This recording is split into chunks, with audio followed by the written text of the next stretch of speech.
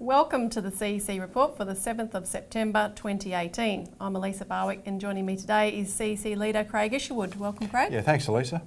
And on today's show we have the Banker's Prime Minister cannot protect Australia from a financial crash, and the hidden empire building an Australian police state.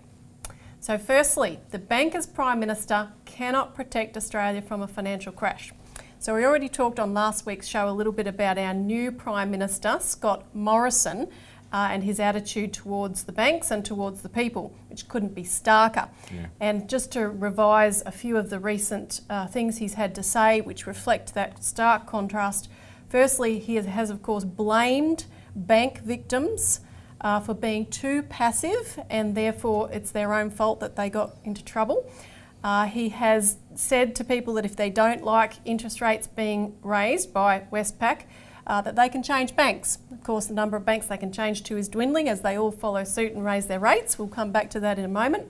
And then this week he said that he knew exactly how bad the banks were and how bad their behaviour was, but not that people were affected by it. And we'll show a clip of that in a moment. He had, of course, said in April that the revelations coming out of the Royal Commission, quote, are not things that the government was not aware of. And look, clearly this is why they didn't want a Royal Commission, they didn't want the full truth to come out. But before we talk about it, we'll just roll the clip of Scott Morrison. One of the things I learnt about the Banking Royal Commission, if you just give me a bit of time to explain this now. As Treasurer on the Banking Royal Commission, what I focused on first was I wanted to fix the problem. I knew there was a problem with accountability. I knew there was a problem with competition.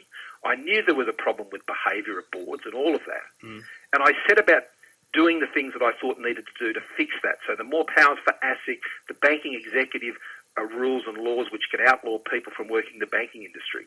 But what I didn't, where I failed, was to properly understand the real pain people had been feeling about being treated so badly. Well, yeah, the banks were more dodgy than you realise, weren't they? Well, Certainly no, they actually weren't, because that's why I was taking the action that I was already taking. But what I didn't do, Neil, and this is where I do regret, is that Australians needed to work through the deep hurt they've had on this. Now, the things I was worried about, I'm still worried about. I mean, banks are now not lending as much. They're clamming up, and that can have a real effect on our economy. Now, his claim that the government knew the problems and were focused on fixing them, dedicated to solving all this, is a complete lie. I mean, look at the letters patent for the Royal Commission. We'll put it up on the screen. It basically says our banking system is perfect. In, the letter calling for a Royal Commission into those banks. It says, whereas Australia has one of the strongest and most stable banking, superannuation and financial services industries in the world, which performs a critical role in underpinning the Australian economy, and Australia's banking system is systemically strong with internationally recognised and world's best prudential regulation and oversight. Blah, blah, blah, blah. I mean, this is the same mantra that's been going on for a long time, Elisa. Now, go back to 2013. We discovered that there was an intention to bring bail-in into this country, which is a process where banks can basically steal people's deposits with the government's approval. Now, this is law in the European Union, it's law in Canada, it's law in New Zealand, right? And we said this law is coming here. Now, it did come here. It came here in February in the sense that there was a resolution bill put up in the Parliament. It was called the Crisis Resolution Powers and Other Measures Act of 2018, which gave APRA unprecedented powers. Now, Scott Morrison's presiding all over this, right? Yeah, he was the one that saw it through. He's the one that saw it through. And what happened was that we mobilised on the APRA bill our base.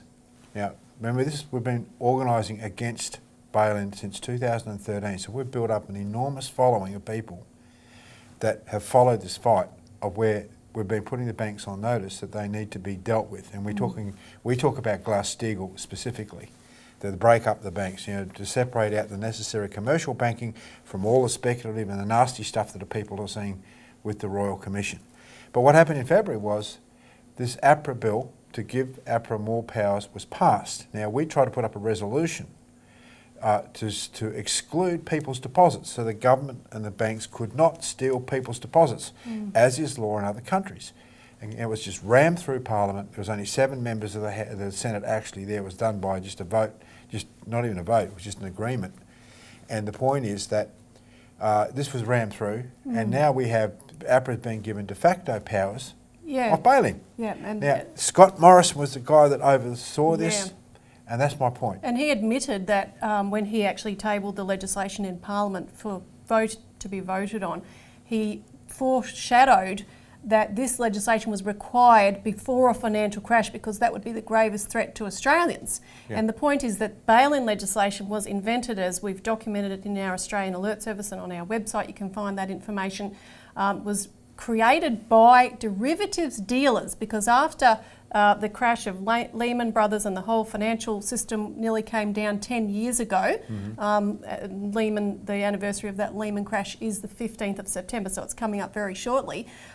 They got together over a weekend and they said, okay, if another such crash were to occur, what mechanism can we have in place as an emergency management mechanism to allow our speculation to continue? That's right. And that would mean throwing it back on the people as an insurance policy that if the banks were in trouble, they would be recapitalised by certain investments, bonds and even savings in many cases. And what you've got is the Prime Minister, is the head of the Liberal Party.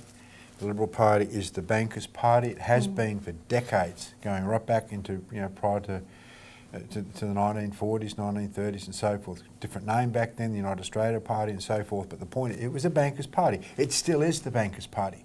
So if anyone got any ideas that somehow the bankers' Prime Minister Morrison is going to be looking after their interests, then look, I don't think people are that foolish, because this idea of blaming the victims is a measure of what this guy is like. The only reason this government under Turnbull did eventually go with the Royal Commission was our campaign against bail-in, which generated a huge backlash against the banks. Also, you had the Labor Party that eventually moved on it, and Shorten eventually, he should have done it much earlier, but he eventually moved to support a Royal Commission. And I'll just say, this week on Wednesday, he was forced to move again, Bill Shorten that is, and he called for an extension of the Royal Commission in terms of time frame and scope of investigation, because, as he put it, thousands of Australians have raised it with him. Now, he didn't go looking for those thousands of Australians, we can assure you. These are people we've mobilised that, because we've put the solution of Glass-Steagall banking separation on the table, are demanding solutions. This is forcing a change. Which Bill Shorten knows about, because we've had our supporters, we're a political party, so we've had our supporters stand up in meetings where Bill Shorten is speaking and demand that he goes with Glass-Steagall. And he knows. And he says, oh no, we're not going to go for Glass-Steagall at the moment. But see, this is not, the point is not what happens right now. What's going to happen in the future? Look, the global financial crisis, we're not going to go through the specifics of this in too much detail on this program, but it hasn't been solved since 2008, 2009. Everything's got much, much worse. And consequently, we're in for the same, or worse, global financial crisis Mark II. The only solution is to protect the existing banking system, which is Glass-Steagall, and people are now starting to hurt. You've got, all these investors that can't get more mortgages again, can't roll over their mortgages, and we go through this in the Australian Alert Service, so people should call in for their copy. These people are going to represent an increasing majority of the population. They're going to be pounding down the doors of our representatives who are being complacent and complicit in allowing these fraudulent policies to exist in our banking system, as is being uncovered by the Royal Commission. So if Bill Shorten wants to survive, any time at all as the next Prime Minister, assuming that he does become the next Prime Minister, why does he keep fighting against what's taking place with the banks in this fraud? He should be joining us, calling for Glass-Steagall. Obviously he's taken the right move in extending the Royal Commission, but look, he only did that because he was under pressure. And the thing about politicians is that ordinary people speaking up, going to see their Member of Parliament, whilst that might be a bit of an intimidating thing for the ordinary person, it's the most powerful thing the person can do. And we've sort of encouraged our base, our people, our ordinary folk to go and pick their MP, because an MP will take notice. If you show up on their doorstep and say, look, you're going to read this petition, particular material on Glass-Steagall or whatever. So hit the Labor Party hard because they could get ahead of the curve here, and it would be immensely popular if they went with Glass-Steagall. Now we've got to take a quick break, but we're going to come back and talk a bit more about the specifics of the housing bubble.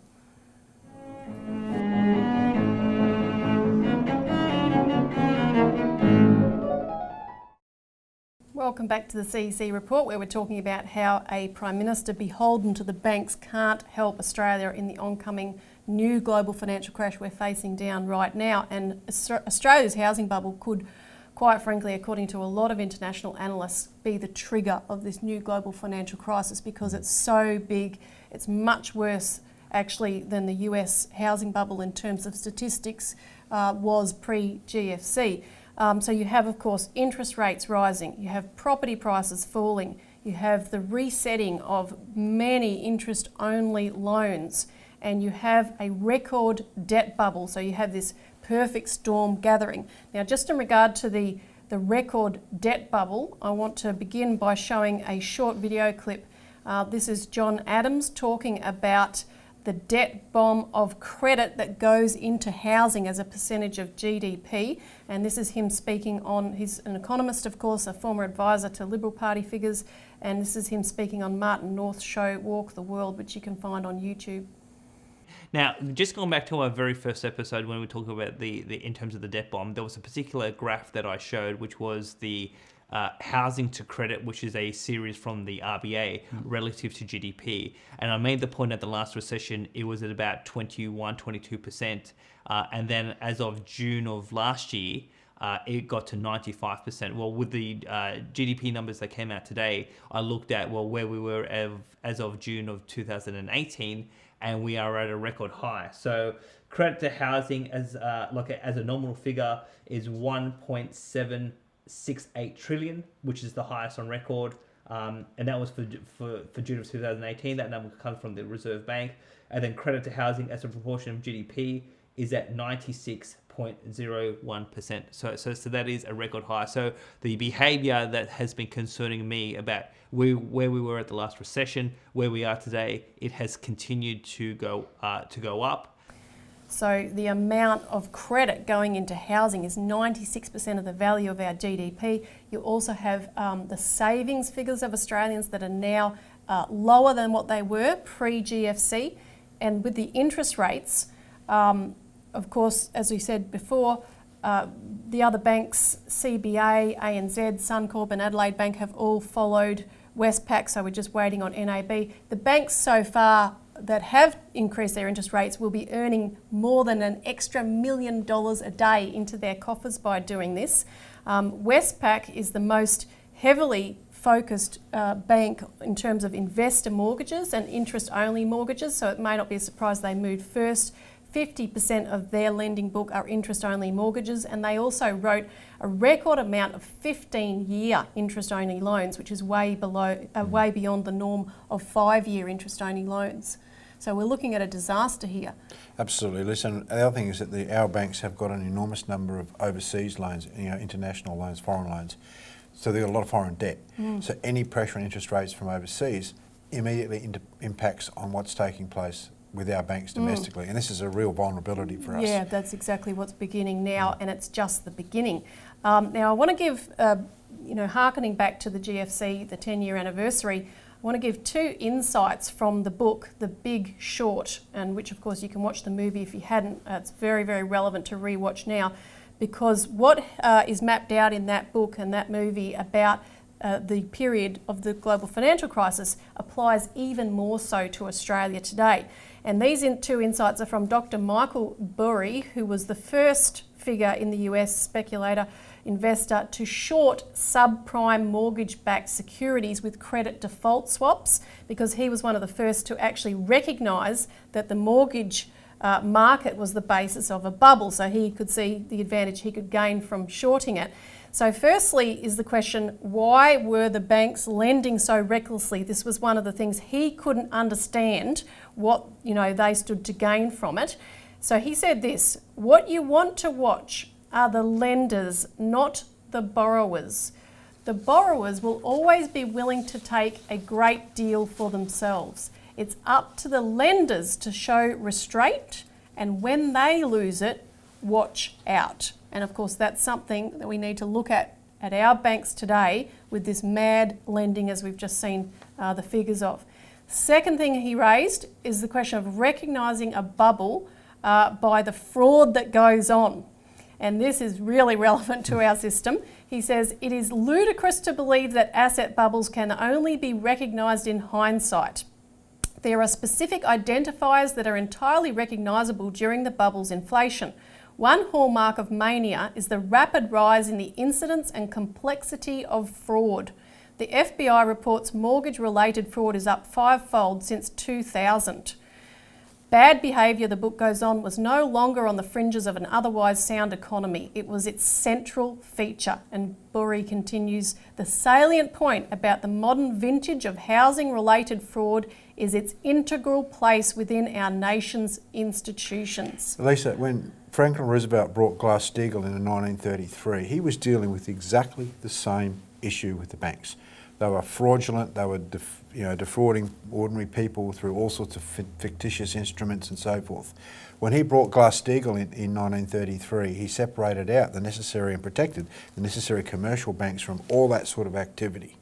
So what you're talking about from The Big Short is exactly relevant today and exactly why we need Glass-Steagall in our country. And that's why we have a bill in the Parliament now calling for the separation of the banks. It was introduced, of course, as viewers would know, by Bob Catter a couple of months ago now, and we're waiting for that to be debated.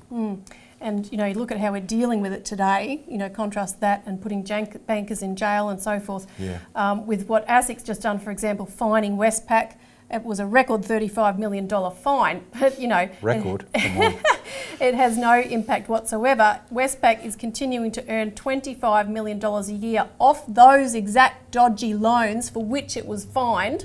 Morgan Stanley analyst Richard Wiles said the fine would have an immaterial financial impact and was a positive outcome for the banks. What if it was to be $350 million fine? Wouldn't that... Well, and some jail terms. And some jail terms as well, Because that's just one offence. I mean, when you put them all together, rack them up and make a judgment on that, there's got to be much more severe terms. So, we've got to take action on this. Now, after the break, we're going to look at how the government is planning to deal with all hell breaking loose when this reality really impacts the population.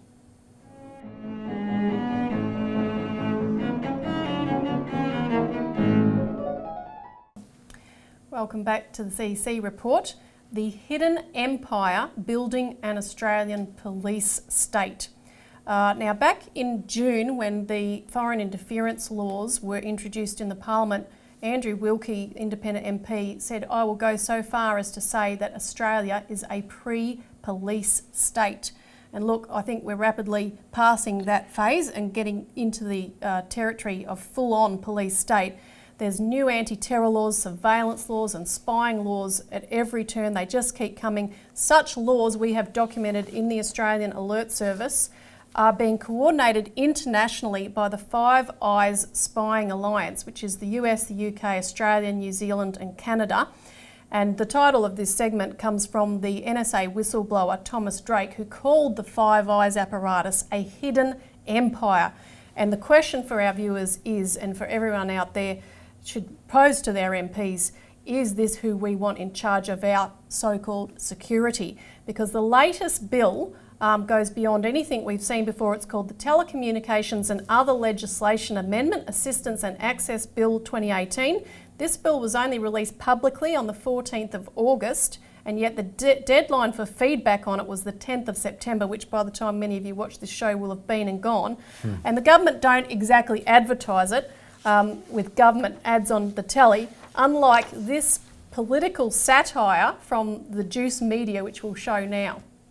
Hello, I'm from the Australian government. Do you have something to hide? Nah, just kidding. We're not some fascist regime.